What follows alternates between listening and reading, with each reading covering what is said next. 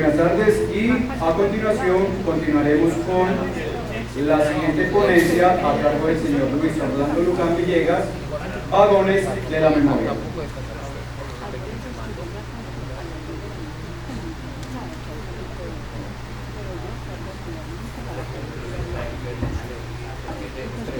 ¿Quién cuida a quién? ¿Quién cuida a quién? Yo me encantó verte.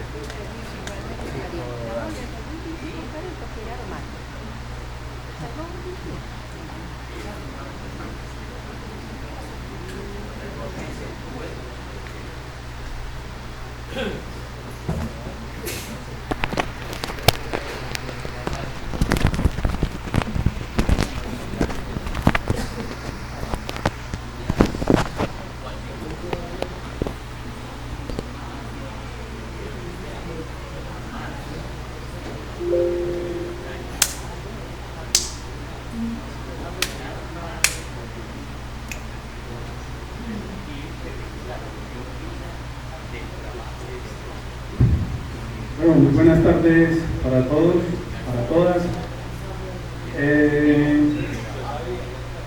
Vamos a tener entonces en este restico de tarde que tenemos para pasar a la plenaria, contarles un proceso que he denominado para la memoria. Pasamos por favor a la... Y como pueden apreciar entonces, hay una diapositiva que lo que les propongo yo acá, afortunadamente varios de han antecedido como don Germán o como don Horacio Puerta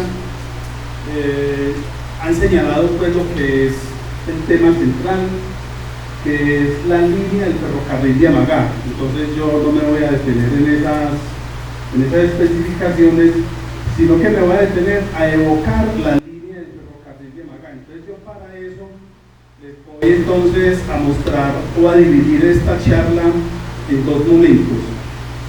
La primera es quiénes evocan, ¿sí? A la hora de hacer un trabajo, una intervención en las estaciones del ferrocarril, sea de la línea de Antioquia o de la línea de Amagá o en cualquier parte del país, es quiénes son las personas, hombres, mujeres, niños, jóvenes que evocan y que están, digamos, en ese entorno. Y la segunda parte es una propuesta que traigo como parque lineal, es decir, qué podemos en términos de memoria, en términos de patrimonio o de bienes de interés cultural, qué podríamos desarrollar en este entorno de las estaciones, ¿sí? Esa es la segunda parte. Ahora bien, antes de pasar a ella, les voy a mostrar un poco pasar. Bueno, esperen, yo les explico aquí hay tres imágenes sobre la estación Itagüí. Hacia la derecha de ustedes está la estación Itagüí, una fecha más o menos aproximada del año 1911. La foto del centro es una foto de la estación Itagüí del año 1999 y la de la izquierda es la más reciente, ¿sí? Se llama Estación Itagüí o Estación Yarumito, justamente por la cantidad de árboles que se sembraron en buena parte del siglo XX. O Estación Calle Negra, porque la calle negra era la calle de los sapros, la calle sabrosa. Entonces, para llegar a la estación, muchos decían, vamos para la estación Calle Negra, ¿sí? Por la presencia que les acabo de decir y lo fiestero que en su momento fueron los sapros allí. A continuación, entonces, les voy a mostrar como a modo de antecedente y de manera bastante rápida, cuando hicimos la intervención durante 3 años, 2017, 2018, 2019, cuáles fueron como los enfoques o las miradas con las cuales hicimos una intervención en el territorio. Eso es muy importante, que nuestras intervenciones estén acompañadas de razones que nos expliquen para qué vamos a hacer ese trabajo. Entonces acá vamos a mirar 3 elementos, ¿sí? Son el único texto que le pongo, lo otro son puras imágenes y 2 videos cortos. Aclaro una cosa, esos videos son documentos históricos que se mantienen como fuente histórica, así que si eso responde a alguna locución en términos del contexto político actual, esa no es la pretensión que yo tengo en esta exposición mía, la aclaro de una vez, porque es un video institucional. Pero ese video institucional, el guión lo construimos los amigos de la estación, que yo se los voy a presentar. ¿Sí? Entonces, ese guión se incorporó a la oficina de comunicaciones, entonces ellos lo hacen y tienen sus logos institucionales. Aquí la intención no es el logo, sino el contenido. ¿Sí? Entonces, voy a leer rápidamente 3 conceptos que quiero que ustedes se lleven muy claros a la hora de hacer una intervención en una estación. El primero hace referencia a itinerarios culturales. Esta es una carta del año 2008. Entonces, vamos a ver, ¿qué es itinerario cultural? 2. ¿Qué es eso de una memoria emancipadora cuando trabajamos con la memoria de los, en este caso, de la gran mayoría de habitantes, algunos pensionados, por ejemplo, Javier, que era un vigilante? Y el tercer elemento que quiero que tengamos presente es lo simbólico. ¿Sí? Entonces vayamos al primero. Dice la carta del año 2008.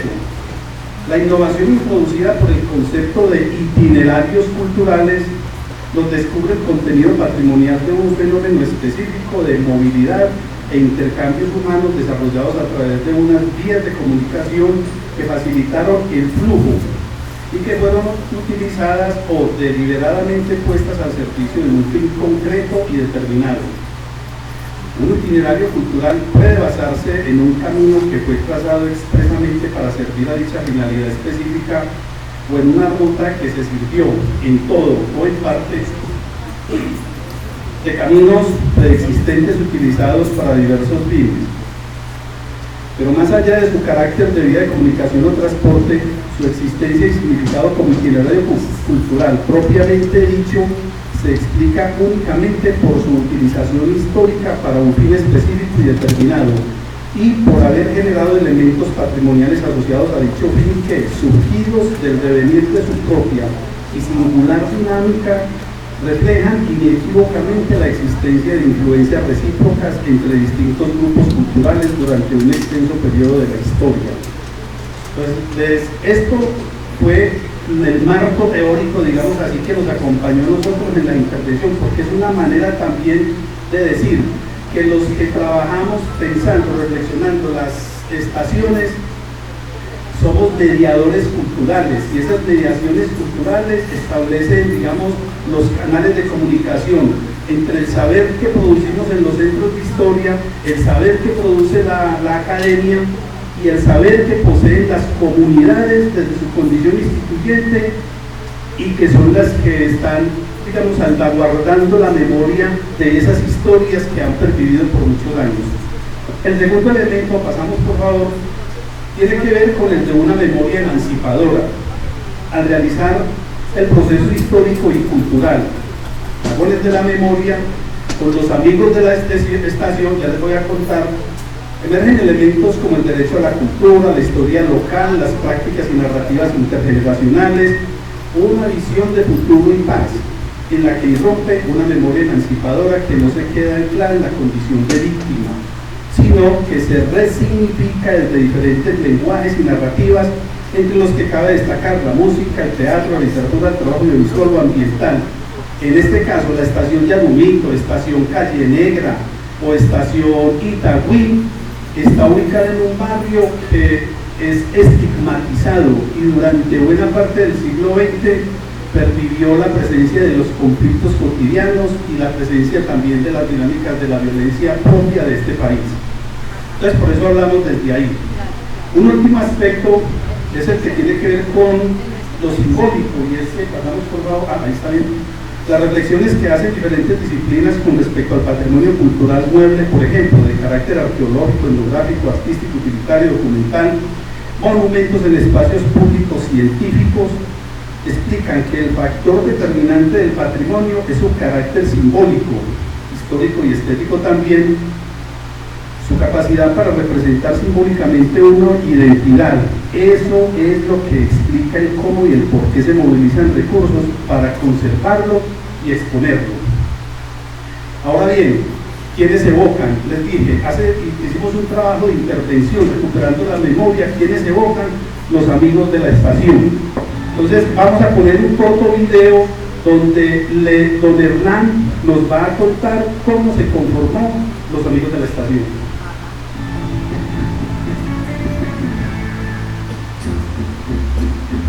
Hola a todos, me encuentro del Barrio Yarumito con Hernán González, quien hace parte del Consejo de Amigos de la Estación. Don Hernán, cuéntenos quién es usted y qué tiene que ver con el club de la estación.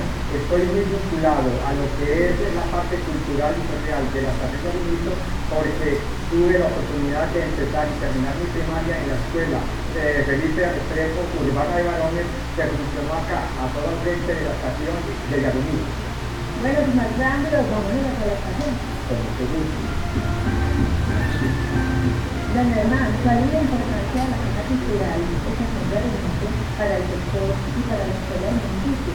Es fundamental, porque esta estación representa un testimonio vivo del progreso de un sector como el barrio Yarumito y en general de un municipio como Itagüí, que toda la vida se caracterizó por ser industrial, pujante, y vio crecer aquí grandes industrias a través de lo que el ferrocarril traía y llevaba, y era la estación la receptora de eso. Y es un gran aliento que el municipio esté en pos de recobrar la historia que va a representar mucho hacia el futuro para la nueva generación. Don Hernán, yo ahorita me estaba contando que había parte de un club de amigos de la estación, donde me estaba dando la casa, pero no me cuenta qué es este grupo de amigos y qué es lo que hacen acá. Claro que sí. El año pasado tuvimos la oportunidad de establecer aquí un conversatorio con el objetivo de establecer una historia oral, social de esta región, de este barrio y fundamentalmente de esta estación.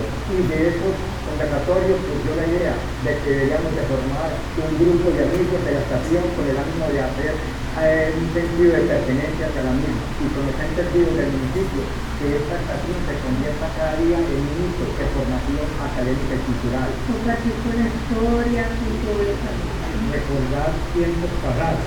Necesitamos conservar la casa de la estación de Yarumito como una casa cultural y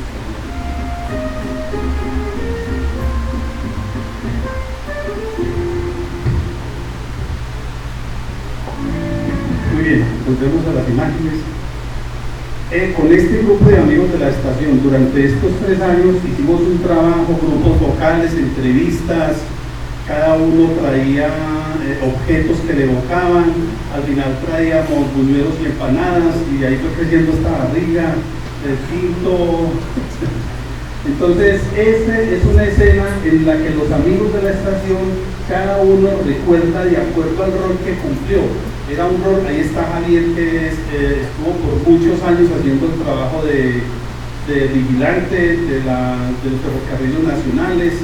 Estaba también coteros, mujeres que cumplían diferentes roles de la vida cotidiana, como por ejemplo vender alimentos, los bares, las droguerías, todo ese mundo que se dio en torno a él. Pasamos entonces, aquí decidimos ponernos a jugar, entonces llevamos un tren a escala pues, de juego pequeño.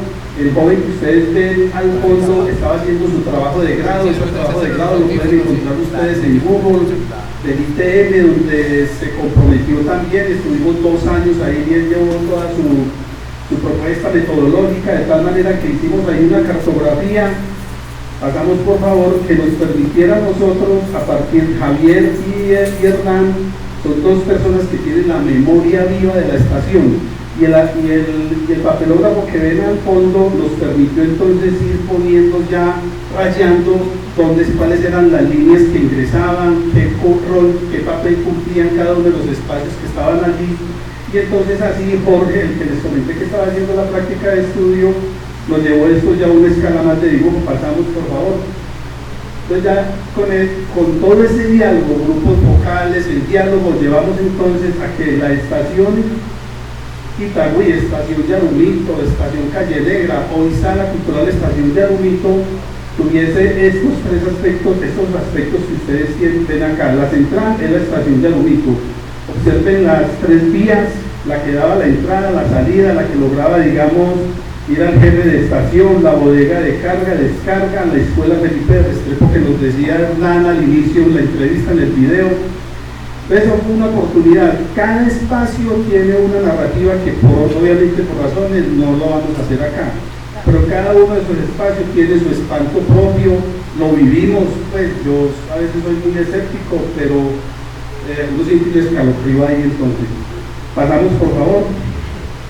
Este ya es la estación. Y Javier nos ayudó mucho a diseñar por dentro cuáles eran los componentes. Entonces esto tiene 4 salas, como pueden ver: el almacén de carga y herramientas a la derecha, luego sigue la sala de juntas, esa del signo de interrogación es donde duerme pues Javier, y la oficina y taquilla, y tenía su ventana, campana, la silla, los instrumentos, todos estos elementos que componían la estación. Y eso gracias pues como a la memoria de cada uno de ellos. Es muy importante recordar que esta estación hizo parte, está ubicada cerca de varias empresas, pero fundamentalmente dice que en el año 1905 empezó en Itagüí como cervecería antioqueña consolidada, ¿sí? Y recuerden que cervecería tenía una junta, y esa junta la conformaba Camilo C. Restrepo, una de las personas, de los ingenieros que lideró durante un tiempo la construcción de esta línea. Entonces la pregunta que teníamos, y ya les voy a explicar por qué les estoy contando esto, es por qué ingresa. Toda la línea del ferrocarril de Amagá va bordeando el río Medellín, o río Aburrá más bien, ¿sí? Pero cuando está llegando a Ancón, antes de Ancón, mucho antes de Ancón, hace un giro y ingresa a Itagüí, ¿sí? La pregunta es por qué ingresa a Itagüí, ¿sí? Yo les voy a contar la que me encontré, es porque hubo intereses políticos, hubo intereses personales en que esa línea ingresara y estuviese cerca del PICE, ¿sí? Porque justamente ellos estaban buscando la posibilidad de que este tipo de transporte de mercancía estuviera cerca de su empresa para poder traer todos los insumos y la construcción, en la producción de la cerveza, pero también sacarlos. ¿Sí? Pasamos por favor. Ya les voy a explicar la otra razón que nos contó el ingeniero Ignacio Arbeláez.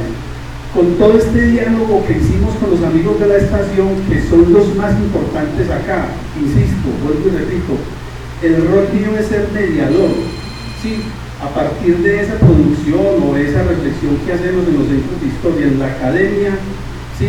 Logramos ir a las comunidades, que hay unos saberes también muy importantes. Logramos montar entonces el Salón de la Memoria de Arguito, en el que cada uno trajo objetos desde un chance, simplemente con la presencia, porque ahí mataron a su padre, entonces el señor se puso a llorar, no trajo ningún objeto, trajo su duelo. Pasamos entonces a ver unas imágenes que nos muestran un poco cuáles fueron. Entonces aquí hubo fotos y las personas del sector por supuesto iban, hacían evocaban las personas que estaban, cada una de las imágenes. Pasamos a la siguiente foto que muestra también una escena. Ahí estaban las fotos dispuestas en las 4 salas de los amigos, y un mensaje que ellos estaban llevando también a la comunidad. Y hubo también diferentes piezas, se mostró fotografías, planchas, etcétera, que ayudaron. Ahora vamos a ver, en el último video, vamos a ver buena parte de esos objetos que ellos llevaron. Pasamos por favor. Y también hicimos recorridos pedagógicos con los amigos de la estación, los que tienen la memoria. Y de aquí emerge, les voy adelantando lo que les dije que conformaba esta presentación, 2 momentos, y que el segundo era una propuesta de parque lineal, ya lo vamos a ver. Entonces hicimos recorridos pedagógicos, identificando lugares, casas, donde estaba el aljibe. La casa de la derecha, la parte inferior, es un aljibe, es una casa que tenía un aljibe que proveía la ciudad, y que por muchas décadas Itagüí careció de agua potable, ¿sí? Rieles enterrados, etcétera. Y lo rico es la manera como nos integramos entre todos. Pasamos por favor. También tuvimos momentos ya más académicos, entonces invitamos al ingeniero Ignacio Arbeláez Restrepo, que don Germán también estuvo, y él fue el contacto, pues el enlace, y nos despejó la duda que les decía. Ya les conté la razón que encontré. Ahora don Ignacio nos dice que hay un problema topográfico ahí en Ancón, que hizo que la línea del ferrocarril de Amagá ingresara a Itagüí, ¿sí? Pero eso fue aprovechado por la élite económica. Recuerden que no solamente estaba cervecería antioqueña consolidada, sino que también estaban 2 casas que voy a referir, una una casa, una familia más bien, que voy a referenciar ahora como era mi ranchito, que era propiedad, en algún momento fue propiedad de Mariano Ospina Pérez y de doña Berta Hernández de Ospina, quienes tenían ganado, ¿sí? Y también entonces necesitaban el transporte del mismo.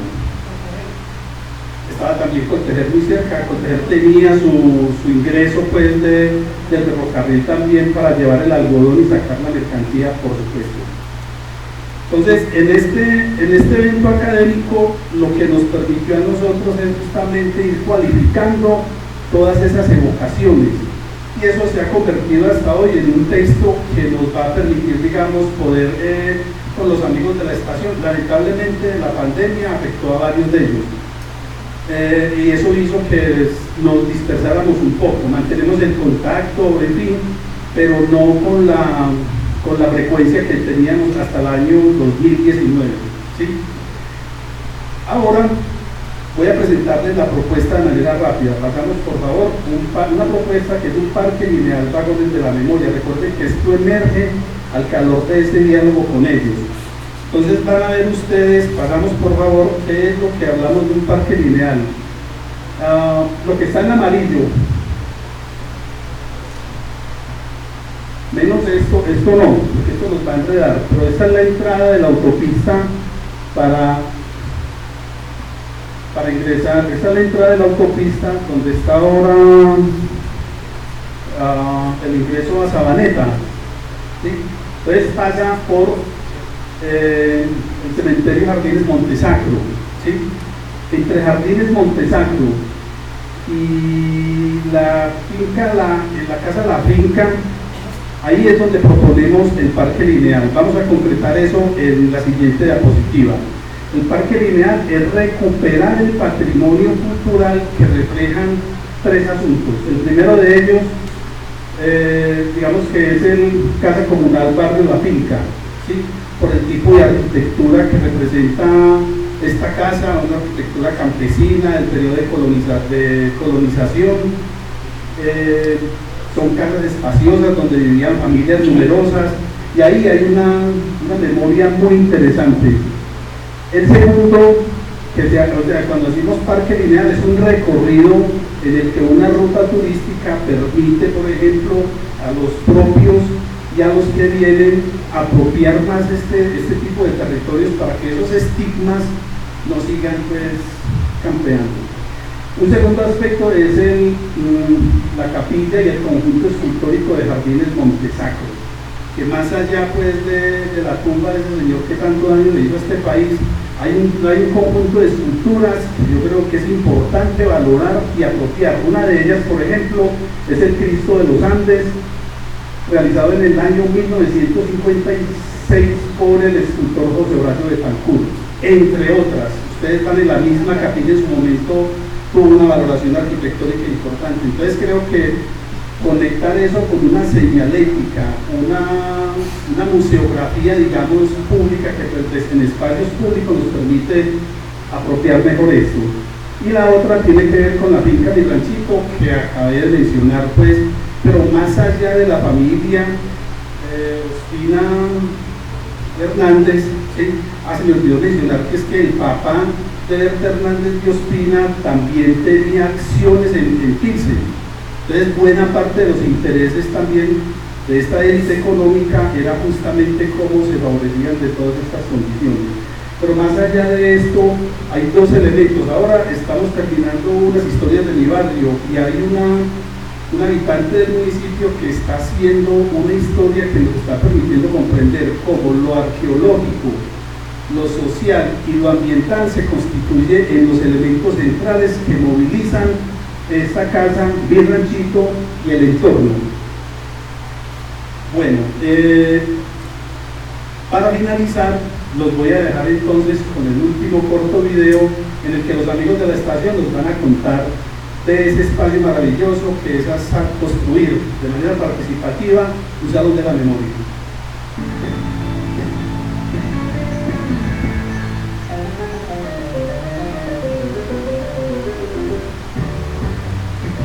La foto que tengo aquí al lado es del bisabuelo mío que se llama Vicente Abad. en los registros del cambio figuran en las propiedades como el único propietario de aquí del barrio Los Yarunos. Cuando pasó el ferrocarril empezó a poblar, aquí llegaba el ferrocarril con casa de toros de todas partes de Colombia.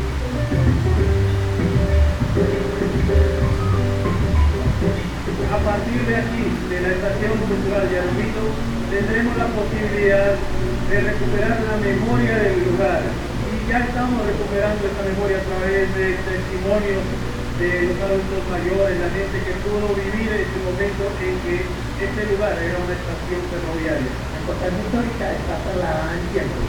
11 de construcción, años 75 transporte de personas, años 87 transporte de carga, donde terminó el uso de la estación.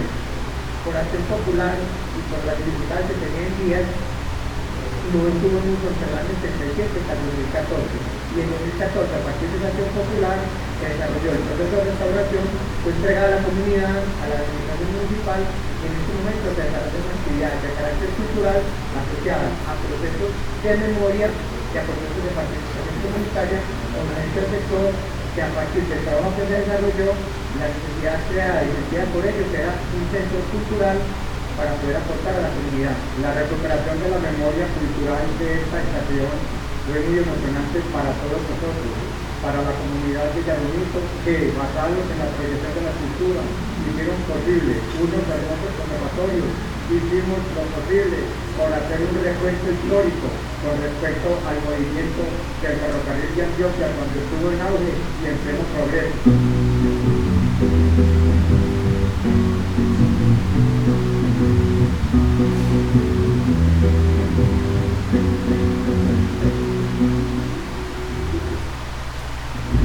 Fueron momentos bastante emotivos. Hay unas imprecisiones que dice uno de los que declara ahí que no le presten atención. Estaba emocionado, entonces digo fechas y asuntos que no son reales, pues por lo menos carga y transporte. Desde que inició fue de carga y de transporte de pasajeros, ¿cierto? Muchas gracias.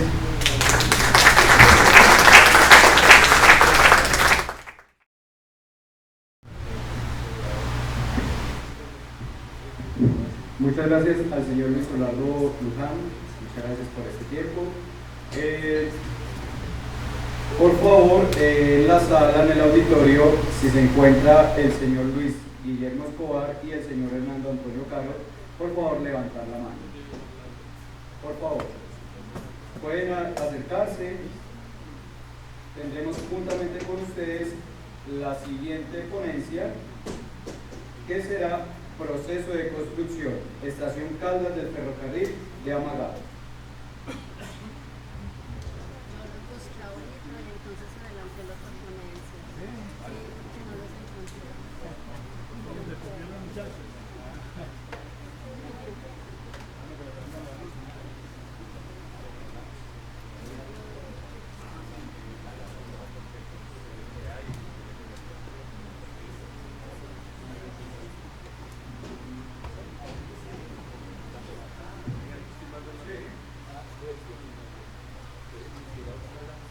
Muy buenas tardes para todos.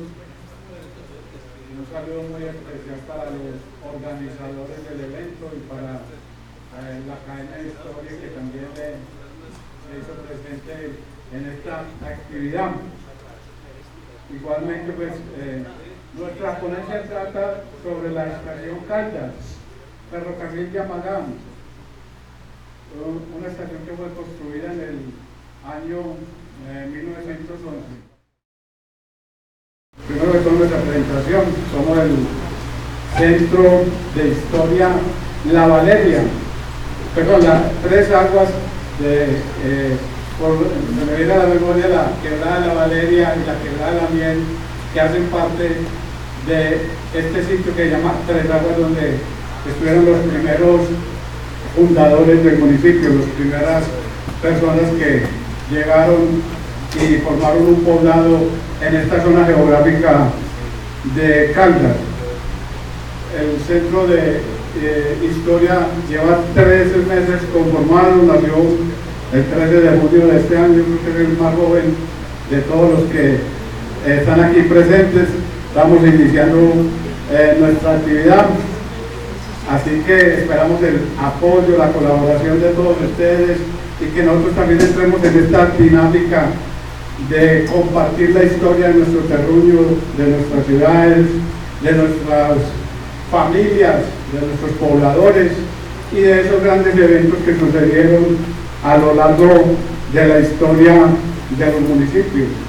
Y precisamente en esta semana, el 20 de junio, estamos celebrando los 175 años de vida municipal del municipio de Caldas. Primer evento que nos toca también participar como centro de historia, y estamos en esa actividad iniciando y dando nuestros primeros pinitos, y ahí estamos hoy aquí para aprender mucho de ustedes. Les agradecemos que nos hayan invitado. Entonces, hablemos de la estación Caldas o ferrocarril de Amagá, que aquí ya se ha hablado y se han mostrado los estudios y personas con mucha profundidad sobre este tema. Estaciones de Colombolo, los amigos de Venecia, los amigos del suroeste. Hemos aprendido bastante sobre la historia, de datos que no teníamos en este momento y que seguramente van a ser parte de nuestro archivo del centro.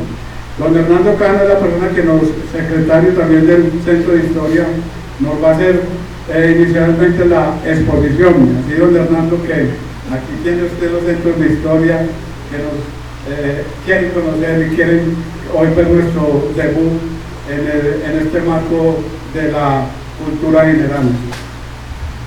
Muy buenas tardes para todos. A ver, yo pertenezco a esa generación de la cultura ferroviaria, porque nací ahí en Caldas, no, en la estación Salinas, más abajo de Caldas. A mí la cuna no me la meció mis padres, la cuna me hicieron la experiencia de los trenes. Desde chiquitico nací allá a 4 metros de la línea del ferrocarril. Ahí aprendí a conocer y ingerí esa cultura ferroviaria. ¿Cómo sería eso, don Germán? Se sabe que al principio esas locomotoras eran de vapor, pero con carbón. Ese susto cuando pasaba la 8, nos va a quemar los predios, nos va a quemar los cafetales, nos va a quemar los platanales. Hijo, vaya, lleve agua y apague allá. Y como mi casa tenía, es el primer recuerdo que tengo de niño, era de techo de teja, pero por debajo le metían el techo, pues se quemó la bendita casa, y a las 8 de la noche todos mis hermanos tirando agua por todos lados, tratando de apagarla. Eso era. Qué bueno uno encontrarse en estos sitios como con don Germán Vergara, el maquinista, por excelencia. Ahora me di cuenta que él fue jefe de estación en el municipio de Caldas, reemplazando a don Efraín Ochoa Quintero, uno de los tradicionales jefes de estación. Son aspectos que lo complacen a uno enormemente. Bueno, ahora sí vamos a lo de nuestra ponencia del Centro de Historia, que está cumpliendo 3 mesecitos. Todavía somos unos bebés, pero hemos, con la goma y con lo que nos caracteriza, meterle a esto, y ya tenemos nuestra página web. Participamos, como dijo el doctor Guillermo Escobar, esta semana en los 175 años de Caldas, en varios eventos, en la emisora Lluvia Estéreo de Caldas, ya hemos tenido como 3 o 4 invitaciones. El proceso de construcción de la estación Caldas de ferrocarril de Amagá. El Centro de Historia de Desagüe del municipio de Caldas, constituido, como dijimos ahora, el 13 de junio, cuyos fines son, entre otros, el de fomentar la investigación y divulgación de los estudios históricos del municipio de Caldas, Antioquia, de la región, de la nación y en general, gustosamente ha aceptado la invitación para participar en este importante evento denominado Ferrocarril de Antioquia y los talleres ferroviarios de Bello. Y para ello traemos como aporte este tema sobre la construcción de la estación Caldas del ferrocarril de Amagá. Miremos unas generalidades que ya las encontramos aquí ahora. En la segunda mitad del siglo XIX, durante la administración de Pedro Justo del Río, surgió el sueño del ferrocarril, arquetipo de la idea de progreso. Ya en los Estados Unidos de Colombia se estaban instalando rieles como en Panamá y en Sabanilla. El Estado soberano de Antioquia no podía quedarse atrás.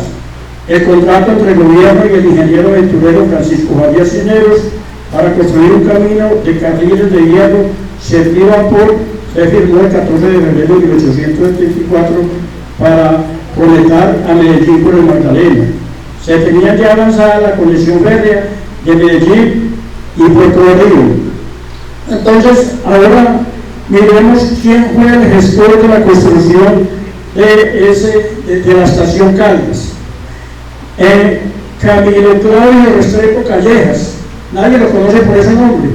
Camilo C. Restrepo era el ingeniero de ferrocarril y en el año 1911 le envía al Consejo de Caldas un documento porque los ingenieros estuvieron viendo lotes para construir la bendita estación, que eran escasos por siempre. Él propuso 3 lotes, ¿cierto? El primero se descartó, que quedaba hacia el sur.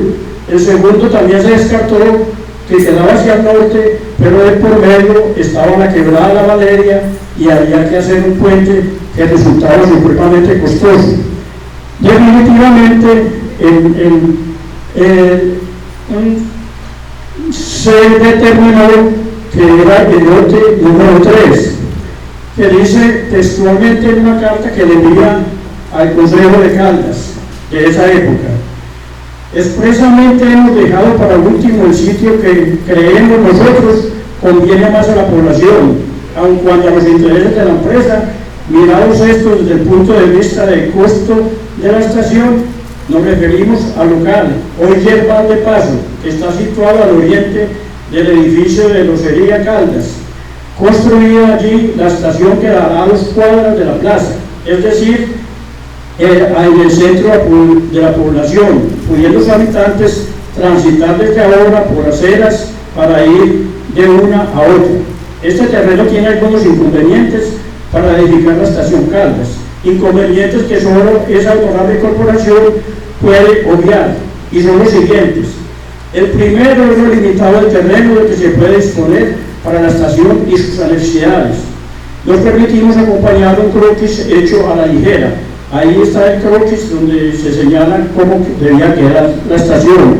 Es necesario variar un tanto la dirección de la carrera séptima, quedando paralela a la carrilera.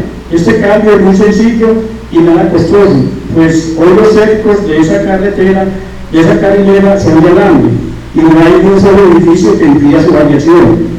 En cuanto al terreno, tampoco hay inconvenientes, pues que se toma de un lado a otro. Lo cierto es que el municipio aceptó lo que le proponía Camilo C. Restrepo al municipio y expidió la autorización para que se construyera la estación en este sitio.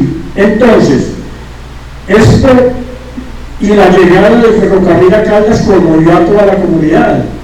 Un municipio que sus calles, como todos de la época, eran de 3-4 metros, porque no había carros, mucho menos, pensar que había carros, era para la recua de mula. Otra de las condiciones era que la calle del comercio, la calle central, que conectaba la estación con el parque, había que ensancharla. El municipio también se propuso eso por una condición expresa que le hizo el ferrocarril de Amagá. Eso fueron decisiones importantísimas y trascendentales, porque para ustedes poder ensanchar la vía tenían que tomar una casa que estaba construida muy acá. Entonces había que darle al alcalde o al personero mecanismos de expropiación por vía administrativa de la faja de terreno que había que ensanchar. Lo otro era que por esa bendita calle era de tierra, las excretas y el alcantarillado bajaban por ahí, ¿cierto? había, no que pavimentarlo porque no había pavimento, pero sí, con piedra del río, con piedra de las quebradas aledañas, se le entregaba al dueño para que empedrara su frente. Así se logró tener una calle presentable y nos salimos de ese trabajo tan difícil que significaba una adecuación en tiempo extra, porque era que ya los rieles estaban ahí y ya la estación estaba a punto de funcionar. Tenían 6 meses para hacer ese trabajo. Ese trabajo se hizo afortunadamente y con la importancia y la colaboración del entonces Consejo Municipal de Caldas. Ahora yo quisiera que el doctor Guillermo terminara esta intervención tocando un tema muy importante, la estación del ferrocarril como centro de encuentro de la sociedad caldeña.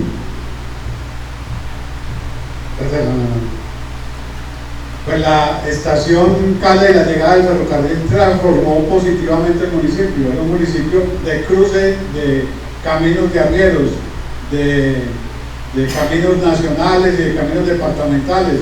Las vías, los arrieros iban hacia el occidente del país, hacia el oriente, hacia el Retiro. También los de Angelópolis confluían en este punto del municipio.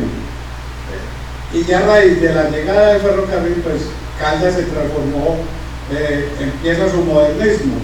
Ya había que reglamentarla, sacar las mulas del centro de la población por el pantanero, por el mal estado de las vías, y había también que, por medio de los acuerdos municipales, se reglamentó el ancho de las vías y se obligó a los propietarios a empedrar la calle del comercio, que era la calle principal.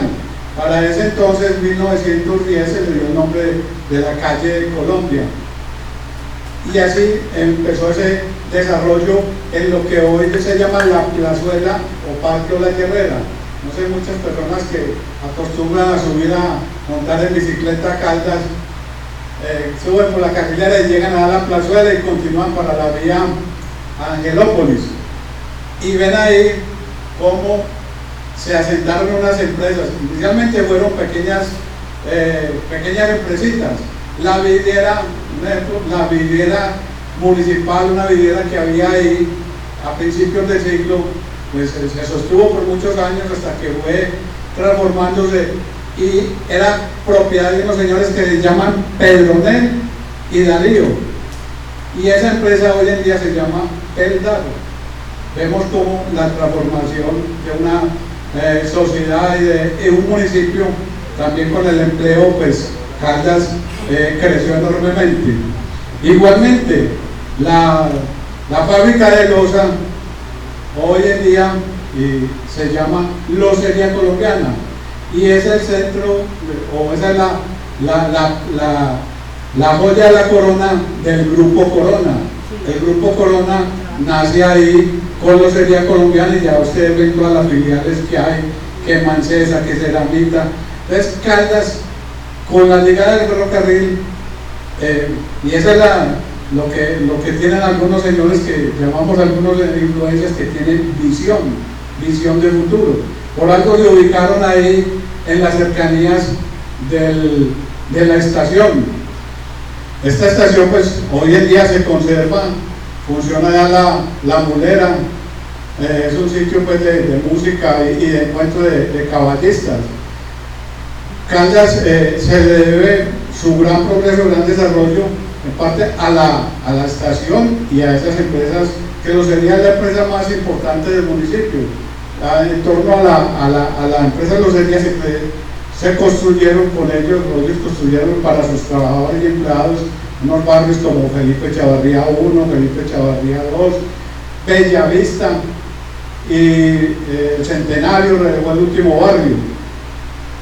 Esa es la importancia del ferrocarril y de su trazado, también a lo largo del recorrido, y de la familia Chavarría, que de pronto también por aquí nos la mencionaban los amigos de Itagüí.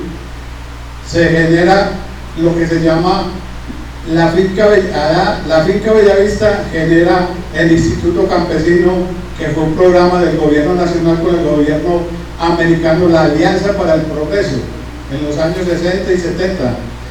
Y hoy en día se conserva la casa, pero ya no se llama Instituto Campesino, sino que se llama Universidad de La Salle. Entonces esa es la transformación que ha tenido el municipio de Caldas, así pues a grande modo de la vida con el ferrocarril y su desarrollo empresarial. Hoy en día el parque Olaya Herrera, parque de la estación, ha tenido varios nombres, pues es un sitio, una centralidad importante de Caldas, y es un parque que está comunicado con el parque principal por la calle del Comercio, un sendero peatonal. Entonces Caldas en 1910, en 1911, perdón, el 9 de diciembre, y se inaugura la estación. Hasta ese sitio, ya ustedes vieron aquí con la exposición, otras personas que nos han ampliado el tema, cómo llega a Magán 1914, cómo llega a la estación Bolo Bolo. Un dato importante también a nivel agropecuario y de la vida rural y pastoril que se vivía en ese momento. Las bodegas eran grandísimas, creo que en eso sí le ganamos un poquito a los de Itagüí en esa época, que teníamos unas bodegas grandes, una estación grande, porque allá, como les decía, era un sitio donde confluían todos estos municipios del suroeste, los cercanos y también los lejanos, y llevaban allá en el acopio de café. Entonces, en 1912 se pasó de almacenar 500.000 sacos de café a 1 millón de sacos. Entonces vemos la importancia del ferrocarril, cómo se generó la cultura cafetera de los antioqueños, especialmente en el suroeste. Entonces, esta es una pequeña reseña que tenemos para presentar sobre la estación Caldas del ferrocarril. De nuevo, muchas gracias a ustedes por la invitación y espero que nos vuelvan a invitar. Muchas gracias.